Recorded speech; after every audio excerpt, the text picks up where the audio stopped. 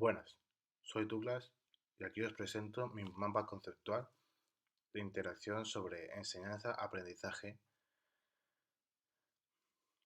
Para comenzar, el docente es la persona que lleva el proceso de aprendizaje y este tiene unas funciones, que pueden ser instructor, educador, técnico, pedagogo y miembro de un equipo interdisciplinar. El educador dirige la formación integral y armónica del alumno, formándolo en los derechos y libertades de la persona y dentro de los principios democráticos.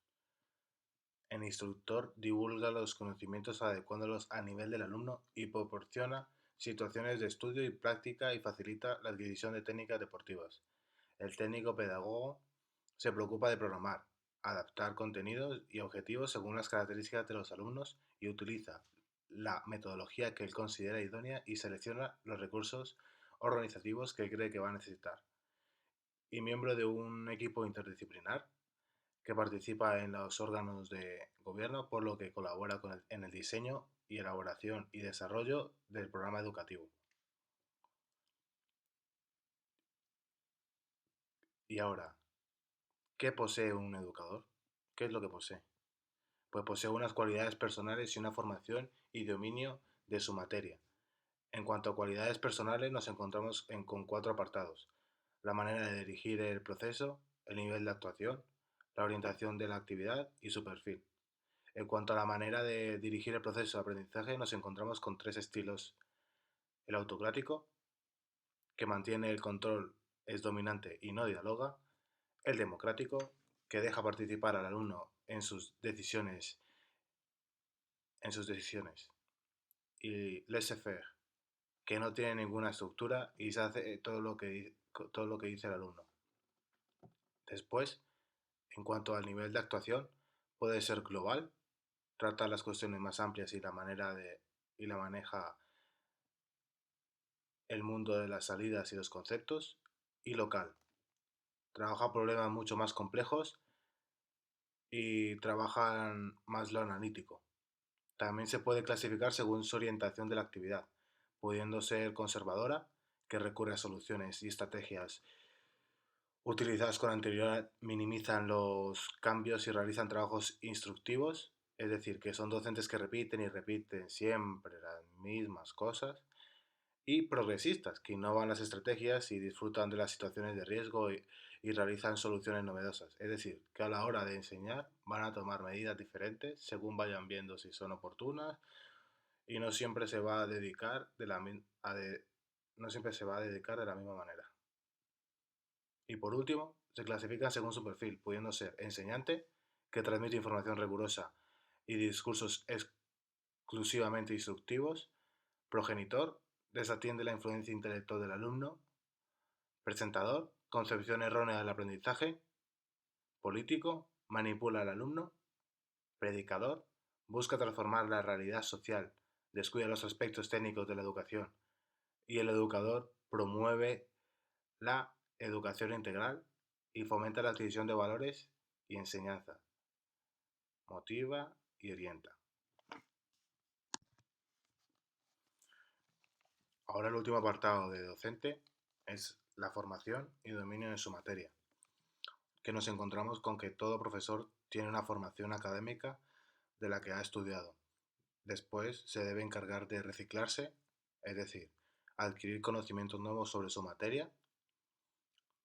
Las competencias principales del profesor deben ser la comunicación y responsabilidad y tener un sentido crítico. Y por último, la más importante, la experiencia, que influiría en las tres anteriores, ya que la experiencia es la que va a hacer que actúe de una manera u otra en concordia con la formación académica que tenga. Ahora voy a hablar del discente. El discente realmente es un grupo, que es un conjunto de personas que se encuentran reunidos en algún tipo de circunstancia o que son dos o más personas que interactúan entre sí y tienen pertenencia a ese grupo, y los componentes que ejercen acción unos sobre los otros formando una estructura y generándose unas normas. Las cosas que afectan al grupo son el tamaño y la homogeneidad del grupo. Las características pues suelen ser sencillas, para su ejecución y favorecen la participación de todos. También implica el movimiento, actividades divertidas, donde la intervención del profesor no suele ser autoritario, innovadores, donde se favorece el trabajo en grupo, donde se les permite realizar y actuar de manera más libre, donde hay intercambio de gustos, aficiones, ideas. Todo esto sería muy importante ponerlo en un juego de presentación para que ese grupo se conozca ya que va a trabajar mucho tiempo entre ellos. Los objetivos de estos juegos sería aprender el nombre de todos, sus aficiones, etc.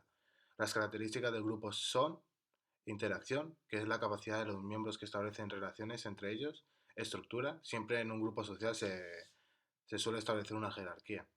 Y la personalidad del grupo son las características que definen a ese grupo, que puede ser participativo, reflexivo, implicado, y no siempre en ese grupo va a haber las mismas características, siempre va a haber alguien que sea de uno, de otro.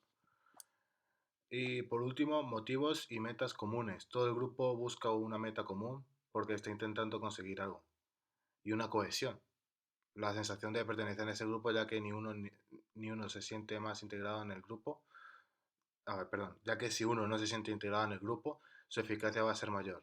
Y estandarización de conductas, que es la influencia psíquica que afecta al comportamiento individual. Ahora he acabado con el discente y voy a empezar con la interacción entre discente y docente. Dicha interacción es recíproca, ya que el docente le enseña al discente, pero también el discente se comunica y puede enseñar algo al docente. Para empezar, lo más importante es la comunicación. La comunicación se lleva en tres canales.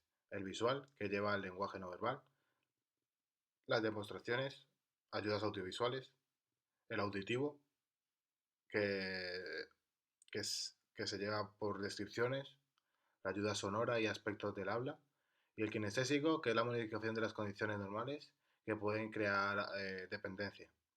Como podemos ver, generalmente el que se da en esa educación es el auditivo, pero tanto el visual como el kinestésico apoyan mucho a ese canal auditivo para que al alumno le sea más fácil la comprensión y llevar el mensaje más claro, íntegro y completo. El proceso de enseñanza-aprendizaje tiene unas fases: selección cognitiva de respuesta deseada, expresión del mensaje docente, interferencias ambientales, que estos entorpecen el mensaje. Cuando llegue al docente puede crear que, que el discente no lo entienda y por eso el docente tiene que evitar esto. Luego está la interpretación del mensaje del docente, la ejecución, la percepción de la ejecución y el feedback, que es un suplemento y es para dar una valoración de las cualidades. La interpretación se realiza con el grupo como si fuera uno. Por eso puede ser la enseñanza masiva, que es la que se suele dar en clases que suelen ser de grupos grandes. Las situaciones mixtas, que sería mezclar la educación masiva con la de subgrupos. Y situaciones intermedias, que serían las subgrupos y después estaría la individual. En cuanto al control y la disciplina, aquí hay tres factores que vienen de la mano: establecimiento de normas, refuerzos y medidas correctoras. Los refuerzos pueden ser elogios verbales simples, personalizados o positivos. Y las medidas correctoras pueden ser ignorar comportamientos, ya sean buenos o malos, breve llamada de atención, una intervención directa o una intervención en privado y el castigo, simple, de toda la vida. Ahora volvemos al clima afectivo, para terminar este tema de interacción entre el docente y el discente. El clima afectivo entre discente y docente y hasta los mismos discentes, entre ellos establecen vínculos e identificación con ese grupo, por lo que el clima afectivo es bastante importante por los sentimientos que puede tener docente y discente y esto ayuda a la hora de llevar el mensaje como para recibirlo. Esto más conocido como efecto Pygmalion, que consiste cuando estás dando más confianza a alguien y generalmente se va a tener mucha más confianza en sí mismo, por lo que el mensaje va a llegar mejor y él realizará lo que se le manda mucho mejor y con más confianza. Y con esto acabo mi exposición del mapa de interacción entre docente y discente. Muchas gracias. Hasta luego.